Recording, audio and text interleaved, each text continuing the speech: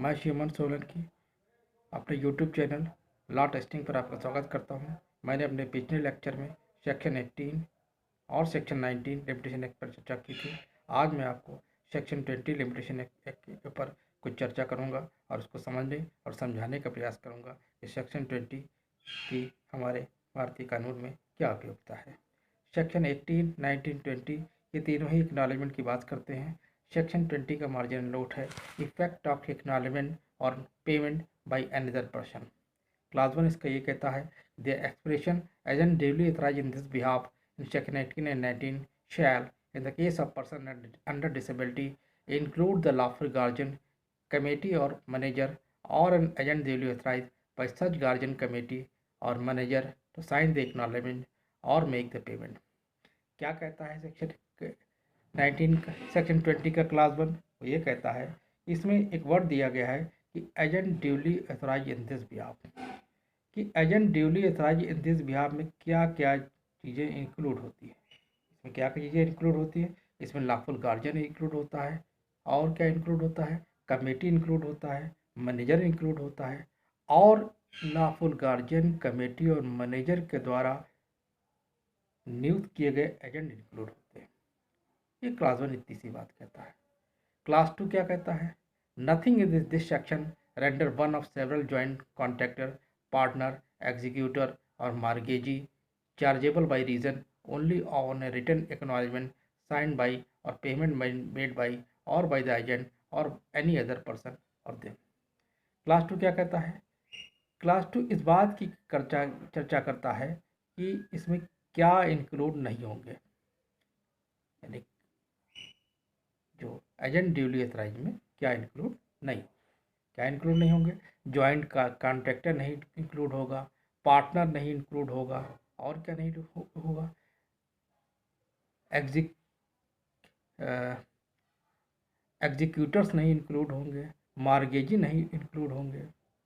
ये जो हम लोग होंगे ये ड्यूली अथराइज एजेंट नहीं माने जाएंगे। अब इसका क्लास 3 क्या कहता है, क्लास 3 इसको ए और बी पार्ट में बांटा गया है।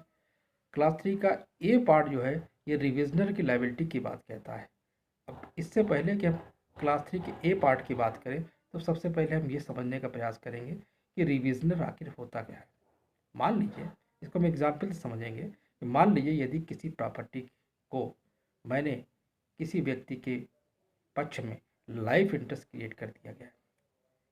लाइफ इंटरेस्ट का मतलब ये होगा कि जब तक वो जिंदा रहेगा प्रॉपर्टी उसी के बाद रहेगी, और उसके मरने के बाद या तो प्रॉपर्टी मेरे पास वापस जाएगी, और अगर मेरी मृत्यु हो गई है तो मेरे एलआर के पास जाएगी।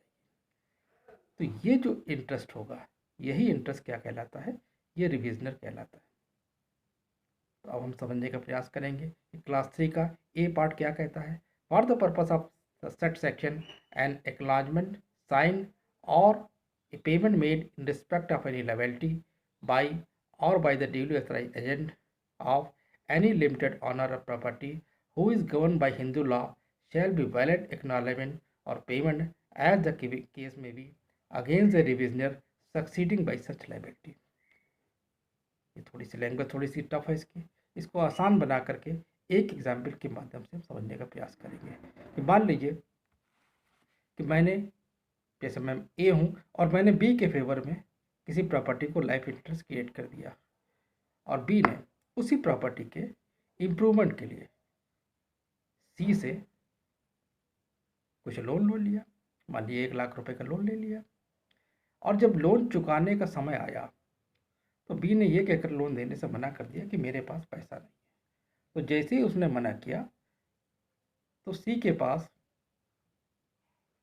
कॉज ऑफ एक्शन आ गया कि रिकवरी सूट का, कि वो रिकवरी सूट के माध्यम से 3 साल के अंदर बी के खिलाफ रिकवरी सूट का मुकदमा करे और बी से लोन वसूल कर ले।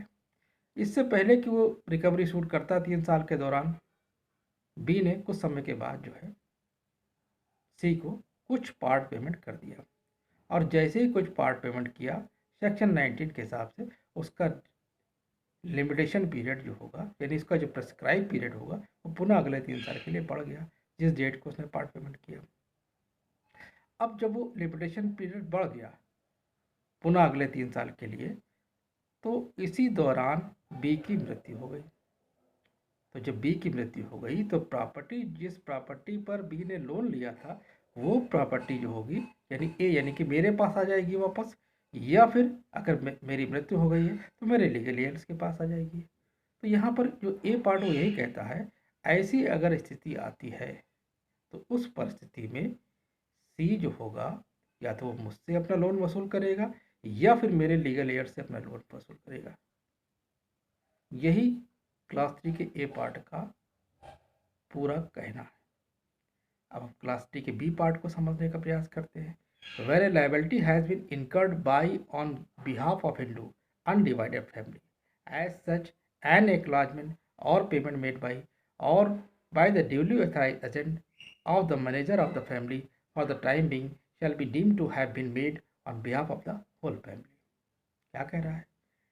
यदि हिंदू अनडिवाइडेड का फैमिली का जो कर्ता है वो अगर कोई लोन ले लेता है तो उसका पेमेंट कौन करेगा? उसका पेमेंट या तो कर्ता स्वयं करेगा, और यदि कर्ता की मृत्यु हो जाती है तो उसका ड्यूली अथराइज एजेंट करेगा, क्योंकि ये जो एक्नॉलेजमेंट होगी वो पूरी फैमिली को बाउंड कर देगी।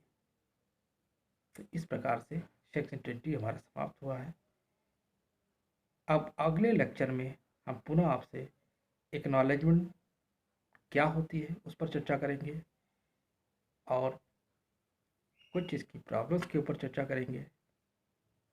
तो वो एक बेहतरीन लेक्चर होगा, सेक्शन 18, 19, 20 का से रिलेटेड होगा। तो अगले लेक्चर का इंतजार कीजिए। यदि आपको मेरा चैनल समझ में आता है तो इसे लाइक करिए, शेयर कीजिए, सब्सक्राइब करिए। जय हिंद, जय भारत।